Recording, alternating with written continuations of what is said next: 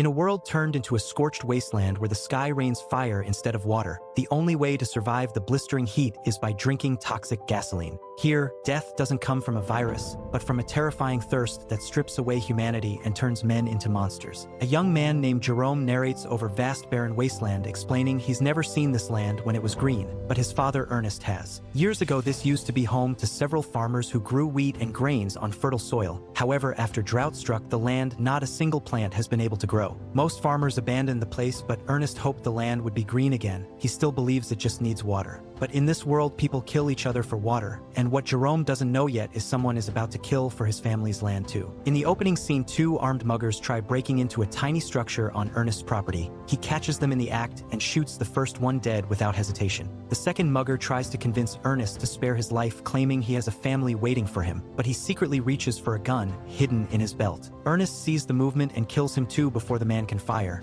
His teenage son Jerome insists he could have helped fight them off, but Ernest tells him he's not ready for that kind of violence yet. The structure the muggers were breaking into has an old water pump that stops working when Ernest tries to use it. He kicks the machine in frustration, knowing this was their last source of water on the property. With no water left, the father and son load supplies onto their aging mule and make their way to the watermen. These are people who extract water from deep underground wells through a government contract. The journey takes several hours across burning sand, and Ernest warns Jerome to stay alert because bandits often attack travelers on this route. They pass several abandoned farms and see the bones of animals that died from dehydration. Ernest has been trading supplies with the watermen in exchange for small amounts of water. He's been trying to convince them for years to provide enough water to cultivate just a small section of his land. However, the watermen only do that for the right amount of money that Ernest cannot afford. The leader of the watermen laughs at Ernest's dream, saying the land will never be green again. On their way back home, their mule suddenly collapses and breaks its leg. The animal cries out in pain, and Jerome looks away, not wanting to watch. Ernest reluctantly shoots the animal to end its suffering.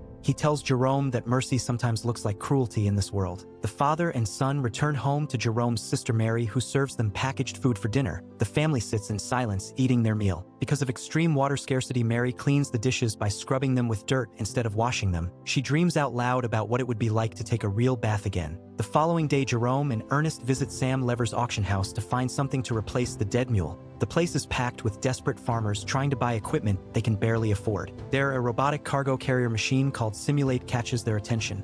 Ernest examines it closely and realizes it could do the work of 3 mules. Ernest wins the auction by outbidding a younger man named Flem Lever, who happens to be Sam's son. Flem glares at Ernest with barely concealed anger after losing the bid. What Ernest doesn't know is that Flem is secretly having an affair with Mary. They've been meeting in secret for months, and Flem has been making promises about taking her away from this dying land. After the auction, the father and son go to visit Jerome's sick mother Catherine, who lives in a nearby hospital ward. She suffers from a degenerative disease that requires constant medical supervision. Catherine can only walk while connected to a special mechanical frame that supports her weight and assists her movements. The frame costs more than Ernest earns in 5 years. Since the frame is too expensive to purchase, they cannot bring her home to live with them. This tears the family apart, but there's no other option. Jerome spends time with his mother that afternoon, telling her stories about the farm, while Ernest and Catherine share a goodbye kiss before separating. Catherine holds Ernest's hand and makes him promise to keep fighting for the land. She believes one day it will bloom again.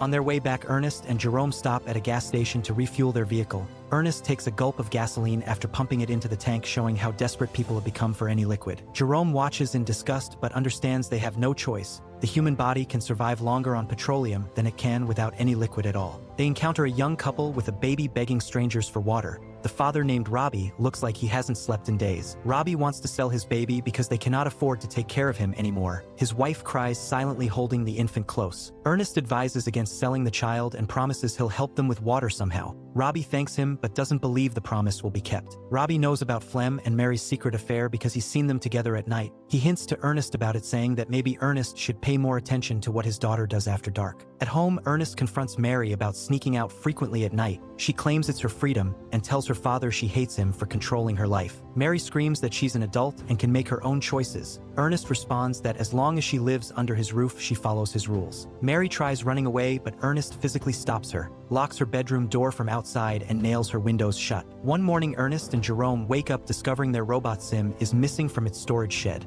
Someone had stolen it during the night by cutting through the lock. Ernest immediately assumes it was Flem seeking revenge for losing the auction. He grabs his rifle and goes to confront him at his house. When Ernest arrives, Sam informs him that Flem left early that morning with a truck headed for the mountains. Sam seems nervous and avoids making eye contact. Ernest then goes searching for Flem at the waterman's camp, hoping to find him there. The watermen knock Ernest unconscious. When he regains consciousness hours later, it's already nighttime. The watermen accuse him of stealing their water supplies that went missing the previous night. Ernest insists he didn't steal anything, but their leader Caleb doesn't believe him. Caleb attacks Ernest, viciously punching him repeatedly in the face. They fight for several minutes, rolling in the dirt. Ernest manages to grab his rifle during the struggle and fires a warning shot into the air. This gives him enough time to escape into the darkness. On his way back home, Ernest discovers Flem sleeping beside the road with Sim parked next to him. The stolen water supplies are loaded on the robot. It's immediately clear that Flem stole both the machine and the waterman's supplies, planning to sell everything for profit.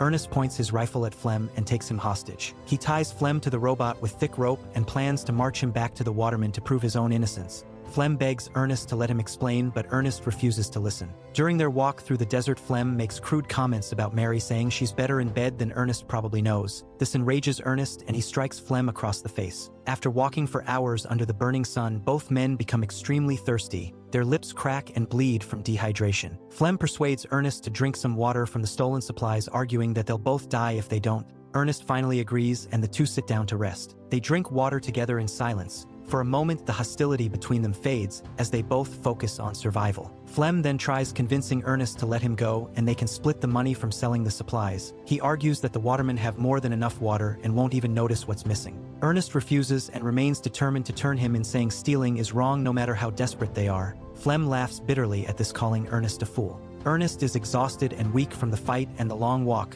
He clearly cannot continue another mile in his condition. Flem recognizes this weakness immediately. In one quick motion, Flem strikes Ernest hard with a rock, making him smash his head against a jagged cliff. Ernest's head splits open and blood pours down his face. He falls unconscious instantly. Flem stands over him, breathing heavily, then checks to make sure Ernest is still alive. Flem cruelly pours water into Ernest's mouth while he screams and chokes. Flem tells him this is what happens to people who try to stop him from getting what he wants. Later, Flem arrives at Ernest's house on his motorcycle to pick up Mary. She happily runs out to meet him, not knowing what he's done. Ernest still hasn't returned home, and Jerome begins to worry. He goes out searching for his father on foot. When Jerome reaches the waterman's camp, they inform him that Ernest is dead. They found his body dragged across the rocks with severe head trauma. Everyone assumes the robot malfunctioned and killed him somehow. Caleb shows Jerome the blood-stained area where they found the body. In the following scene, everyone mourns Ernest's death at his funeral service. The entire community attends because Ernest was respected despite his stubbornness. Afterward, Catherine and the children cry together in her hospital bed. Mary sobs uncontrollably, while Jerome sits in stunned silence. When they leave the hospital, Flem picks them up in his truck, offering to help with anything they need.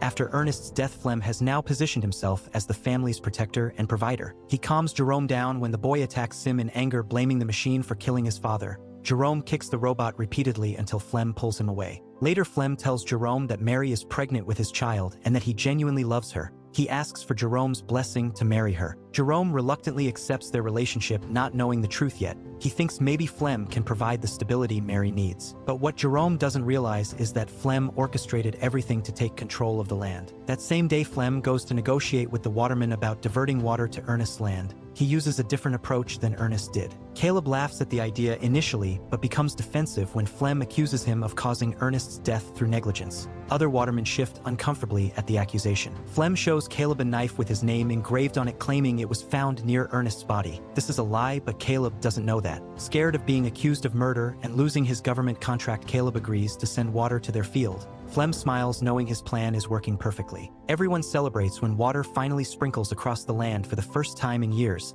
Mary cries tears of joy watching the dry earth drink. Flem works day and night cultivating wheat on the property. He tells everyone this is what Ernest would have wanted. A few months later, the wheat has fully grown, turning the land golden. It's the first successful harvest in over a decade. Flem marries Mary in a small ceremony, and he now lives at Ernest's house with Jerome and Mary. The family seems whole again on the surface. One day, Flem's father Sam arrives with men from the bank threatening to seize the land because of Ernest's unpaid debts. The amount owed is staggering. The debt is too much for Flem to pay through legal means, so he hatches a darker plan. That night, Flem takes the robot with him and approaches his acquaintance Robbie. He knows about Robbie's desperation to sell his baby, so he persuades Robbie to come with him just to see how much a baby is worth on the black market. Robbie hesitates but finally agrees, thinking they're only going to look. However, when they arrive at the meeting location, Robbie realizes that Flem secretly made a deal to actually sell the child to human traffickers. The buyers try taking the baby from Robbie's arms, and he resists, screaming that he's changed his mind. Flem doesn't hesitate and shoots Robbie dead. This triggers a violent shootout between the dealers and Flem.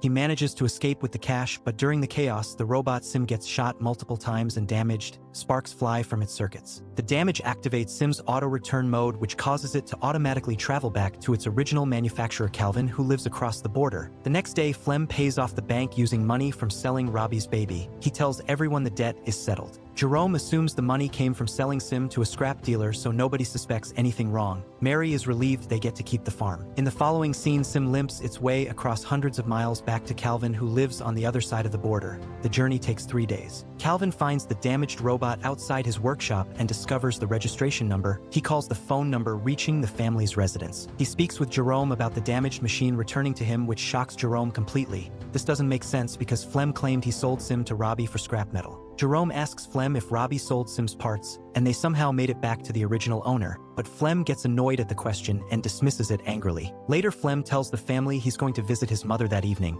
but instead he plans to cross the border to meet Calvin and retrieve the robot before anyone discovers the truth. At the border checkpoint, a guard stops Jerome, saying he's too young to cross legally without an adult. A girl named Anna approaches him and says she knows a way to smuggle people across the border. In exchange for money, she hides him in a vehicle transporting live chickens. They cross successfully and meet again on the other side before separating. Jerome then goes to Calvin's workshop, following the address he was given over the phone. There, Calvin demonstrates all of Sim's functions to Jerome, including showing that cameras were installed in the robot's head. These cameras were designed to capture terrain data for potential reforestation projects. The cameras recorded everything the machine witnessed during its operation. Calvin plays the footage, thinking Jerome might want to see his father. Jerome watches footage of his time with Ernest, and tears form in his eyes seeing his father alive again. As he continues watching, he's horrified to discover what really happened that night. The video shows that after Ernest regained consciousness, Flem tied him to the robot's cargo tether. Flem then programmed Sim to travel toward the waterman's camp. The machine dragged an injured but still alive Ernest across the rocky desert terrain for miles. By the time they reached the waterman's camp, Ernest had died from his injuries and blood loss. His body was shredded from being dragged over sharp rocks. Tears roll down Jerome's face as the video ends. His hands shake with rage and grief. That evening, Jerome returns home but doesn't confront Flem about anything yet. He needs time to plan his next move carefully. A few days later, while hunting deer together, Jerome convinces Flem to let him carry the rifle. Afterward, he keeps the weapon, hiding it under his bed. At breakfast, Jerome casually mentions to Flem that Robbie called him recently asking about money he was owed. Flem drops his fork and stares at Jerome. Flem is shocked and accuses Jerome of lying because he knows Robbie is already dead and buried. Jerome pretends he must have been mistaken. Later that day, Flem receives a letter supposedly written by Robbie delivered to the house. The letter asks him to meet at the exact location where he killed Ernest. The letter mentions details only Robbie would know, making Flem paranoid. Flem is confused but decides he needs to find out if Robbie somehow survived the shooting. When Flem reaches the meeting location in the dark, he calls out for Robbie nervously. As he walks forward searching, he suddenly falls into a deep pit that Jerome dug earlier. Flem breaks both legs on impact. He lies there screaming for help in unbearable pain when Jerome appears standing above him holding a lantern. The light illuminates Jerome's face. Seeing Jerome there, Flem sighs with relief and begs for help, saying his legs are broken.